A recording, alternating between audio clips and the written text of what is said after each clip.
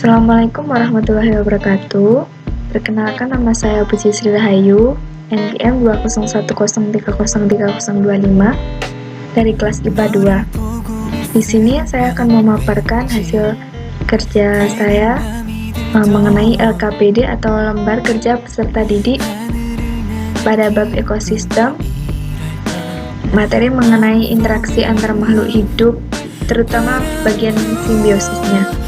Nah, di sini sudah ada satuan pendidikannya, yaitu SMP, mata pelajaran IPA kelas 7 semester 1. Waktunya 4 kali 2 jam pelajaran, topiknya ekosistem, subtopiknya interaksi antar makhluk hidup dengan lingkungannya. Nah, di sini saya menggunakan pendekatan model inquiry. Nah, karena LKPD yang saya buat ini ditujukan untuk siswa kelas 7 SMP, maka level inquiry-nya yaitu pada level structured inquiry, di mana yang menentukan masalah dan prosedurnya itu adalah guru, sedangkan siswanya menarik pokok-pokok kesimpulannya. Nah, berikut akan saya paparkan. Nah, di sini sudah ada nama anggota kelompoknya, karena satu kelas dibagi menjadi 6 kelompok, terdiri dari 5 atau 6 anggota. Nah, di sini sudah ada kompetensi inti, tentunya ada kompetensi dasarnya, ada indikator, ada tujuan. Nah, kenapa saya memilih kompetensi dasar yang 4.4, nah 4.7 maksudnya. Nah, ini karena yang kompetensi dasar itu menjelaskan tentang praktikum. Jadi saya menggunakan kompetensi dasar 4.7. Nah, untuk indikatornya ini merupakan turunan dari kompetensi dasarnya. Nah, tujuannya itu yang diharapkan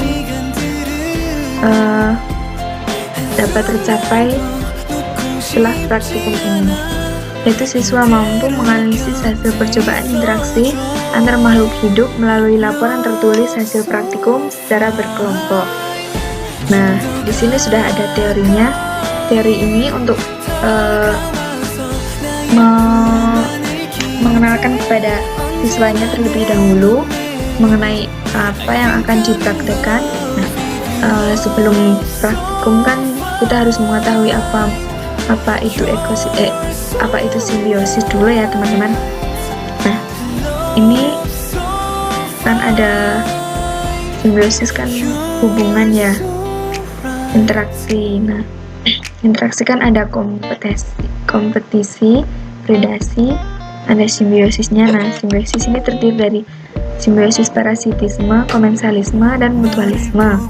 Nah, alat dan bahan yang digunakan saya cuma 2 ya, alat tulis dan lingkungan sekitar. Nah, langkah aktivitasnya, yang pertama ada orientasi masalah. Di awal saya sudah membahasnya bahwa di structure inquiry ini adalah guru yang menentukan langkah-langkahnya ya. Orientasi masalah ini untuk mengetahui permasalahan lingkungannya. Kan di lingkungan sekitar pasti ada ya hubungan timbal balik antar makhluk hidup, seperti rantai makanan, kan membentuk jaring-jaring makanan seperti itu. Terus biasanya ada pemangsa seperti predator. Nah, terus ada yang memakan tumbuhan seperti itu. Nah, untuk rumusan masalahnya ini bagaimana hubungan atau interaksi antar makhluk hidup dengan lingkungannya.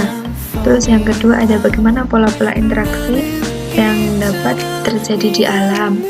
Yang C ada apa saja simbiosis yang dapat terjadi pada ekosistem darat dan ekosistem perairan. Nah, saya mengambil yang ekosistem darat dan perairan ya.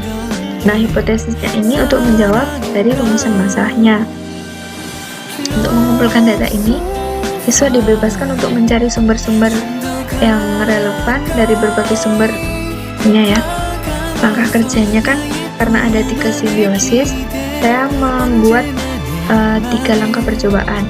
Yang pertama ada percobaan 1 simbiosis parasitisme, percobaan 2 yang simbiosis komensalisme, percobaan ketiga yang simbiosis mutualisme.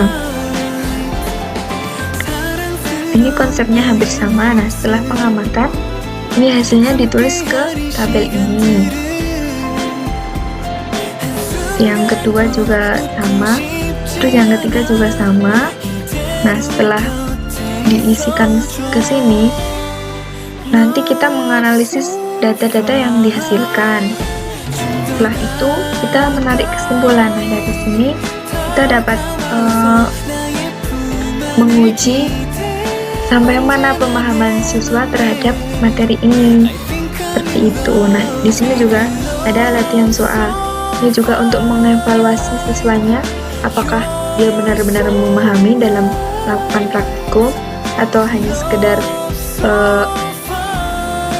sekedar melakukan saja. Nah, mungkin cukup sekian dari saya. Wassalamualaikum warahmatullahi wabarakatuh.